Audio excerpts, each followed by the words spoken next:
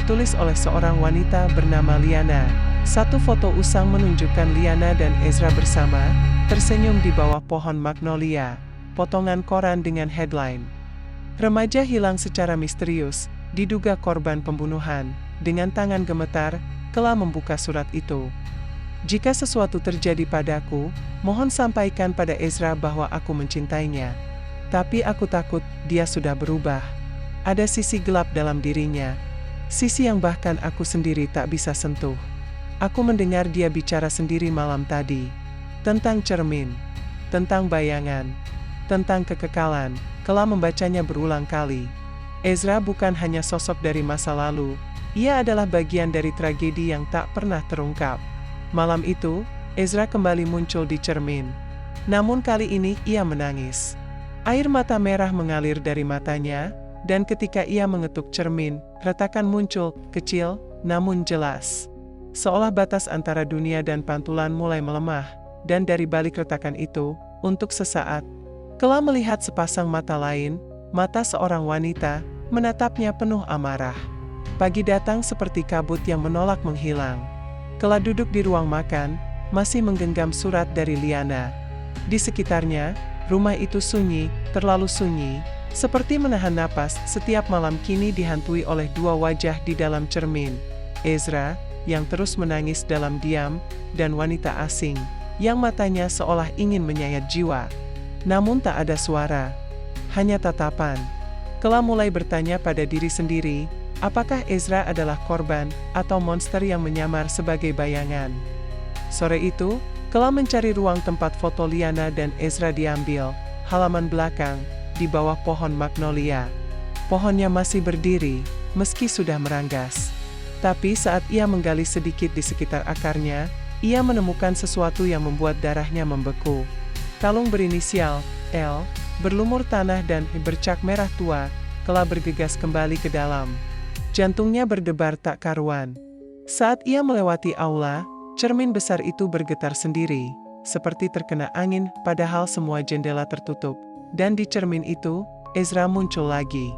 Namun kali ini, ada bekas luka dalam di lehernya. Luka seperti bekas cekikan atau jeratan. Ia memandang Kela dengan tatapan kosong, lalu menulis sesuatu di permukaan dalam cermin dengan jarinya. "Aku tidak berniat membunuhnya." Kela tertegun. Ezra bisa berkomunikasi. "Aku marah, aku kehilangan kendali." Kata-kata itu menghilang satu persatu, digantikan oleh satu kalimat terakhir yang menghantui. "Tapi bukan aku yang memulai."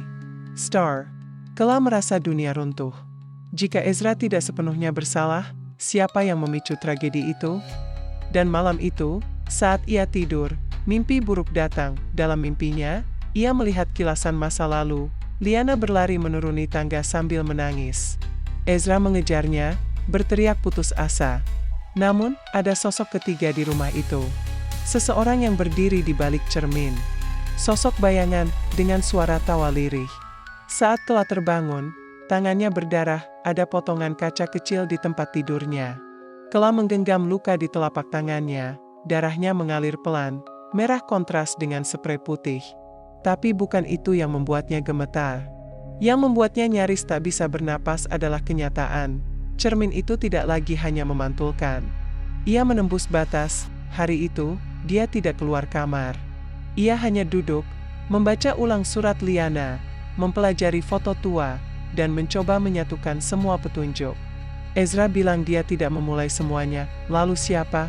Saat senja, hujan kembali turun. Kela teringat satu tempat yang belum ia jelajahi, ruang bawah tanah yang terkunci di bawah tangga belakang.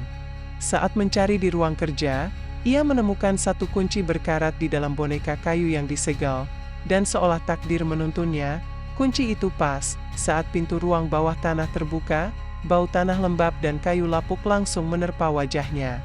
Ia menyalakan senter, menuruni tangga kayu sempit, dan melihat jejak hidup yang terkubur. Botol kaca berisi cairan tak dikenal.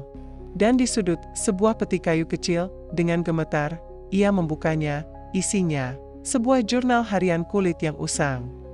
Gaun perempuan yang sobek dan ternoda darah, dan sebuah kotak musik yang rusak, memutar melodi sumbang setiap kali disentuh. Kela membaca jurnal itu di sana, diterangi senter yang bergetar. Aku tahu Ezra berubah. Tapi yang menakutkanku bukan dia. Ada sesuatu di sermon itu. Aku melihatnya menatapku saat Ezra tidur. Kadang aku merasa dia membisikkan sesuatu pada Ezra. Kadang, aku dengar namaku dipanggil dari balik bayangan. Hari ini aku memutuskan untuk pergi. Tapi Ezra, dia tak mengizinkan. Aku takut. Jika aku mati, keberkan semua ini. Jangan biarkan dia masuk ke dunia kalian. Kelam merasa mual. Ezra bukan satu-satunya yang terpengaruh. Ada entitas lain yang mengikat keduanya. Saat ia menutup jurnal, suara gesekan kayu terdengar dari balik dinding bata ruang bawah tanah. Ia mendekat dan menyadari, ada tembok palsu. Dengan susah payah ia membuka celahnya. Dan di baliknya, sebuah ruang rahasia kecil, di dindingnya, tergantung lukisan Ezra, tapi matanya di dalam lukisan dicungkil. Dan di bawahnya, kerangka manusia, terkubur setengah di lantai tanah, kelam menjerit. Tangannya gemetar, cahaya senter menari-nari, di dinding. Seseorang telah menulis dengan darah, siapakah korban sebenarnya? Dan malam itu, saat ia kembali ke aula, cermin telah retak sepenuhnya. Dan dari dalam retakan, suara itu terdengar, kelak waktumu hampir habis.